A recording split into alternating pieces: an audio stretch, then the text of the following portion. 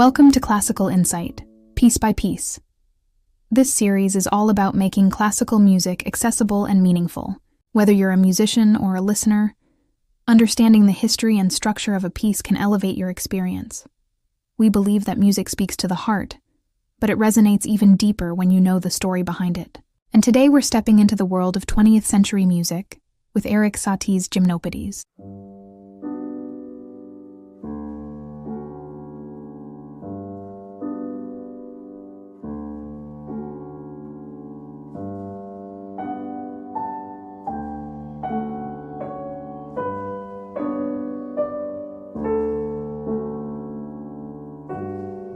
Satie's Gymnopédies are minimalist, almost dreamlike pieces that transport listeners to a calm and introspective place. Although they belong to a later era of music, their simplicity and emotional beauty have made them timeless. You may have heard them in films, commercials, or simply as background music, but there's much more to these works than their soothing surface.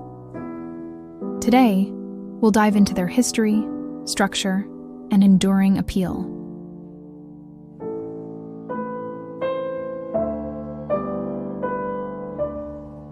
Composed in 1888, Satie's Gymnopédies represent a shift from the Romantic era's lush and dramatic compositions to something far more stripped back and introspective.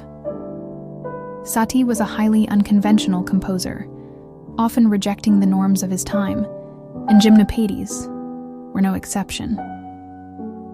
These three piano pieces were a precursor to what would later be known as ambient music. Music meant to create atmosphere rather than follow a traditional structure. The name Gymnopédies is thought to reference ancient Greek dances performed in Sparta, though Satie's use of the word adds an air of mystery. The pieces are often seen as a reaction against the dramatic excess of Romantic music, focusing instead on tranquility, simplicity, and space. Gymnopédies are often cited as early examples of minimalist music, where the emphasis is on simplicity, space, and subtle repetition. In contrast to the complexity of late Romantic compositions, minimalism strips away ornamentation to create a more meditative listening experience. Satie uses sparse harmonies and slow tempos to evoke a sense of stillness, making the listener focus on each individual note and its resonance. This approach paved the way for later 20th century composers like John Cage and Philip Glass, who expanded on these ideas of minimalism, ambient music, and the role of silence in music. Let's break down Gymnopédie number 1, the most famous of the three pieces. It's set in 3/4 time, creating a gentle, waltz-like rhythm that flows naturally, but at a very slow pace. The piece is marked lente et douloureux, slow and painfully soft. This gives the music a sense of melancholy, but it's a soft, reflective sorrow, rather than the stormy emotion of Romantic music. The piece opens with a simple, descending melody in the right hand, supported by a slow, steady accompaniment in the left. Satie's harmonies are unusual, but never harsh. He often avoids traditional resolutions, leaving the music suspended in a peaceful ambiguity. This use of unresolved harmonies adds to the dreamlike quality of the piece, as if it's floating in space, with no clear beginning or end.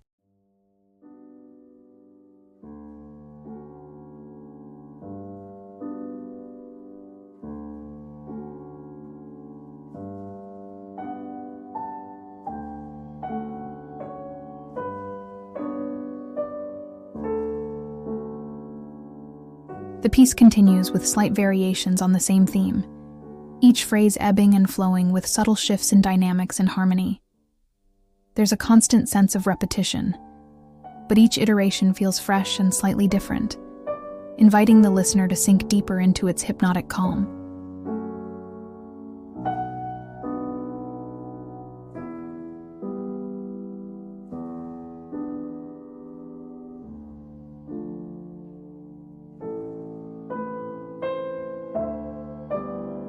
The simplicity of the structure is deceptive.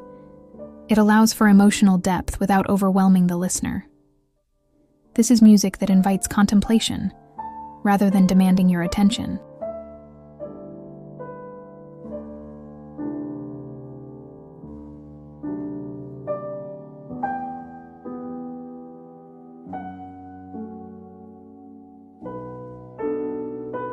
Over the years, Satie's Gymnopédies have found their way into popular culture, appearing in films, television shows, and even video games. Their influence can also be heard in the works of later composers who embraced minimalism, from Erik Satie's own pupil, Claude Debussy, to 20th century minimalist composers like Philip Glass and Brian Eno. I hope this exploration of Gymnopédie No. 1 has given you a new appreciation for Satie's genius and his ability to create something truly profound out of simplicity.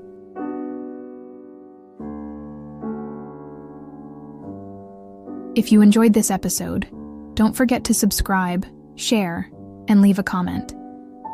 Let us know what pieces you'd like us to explore next. Until then, keep discovering the beauty of classical music.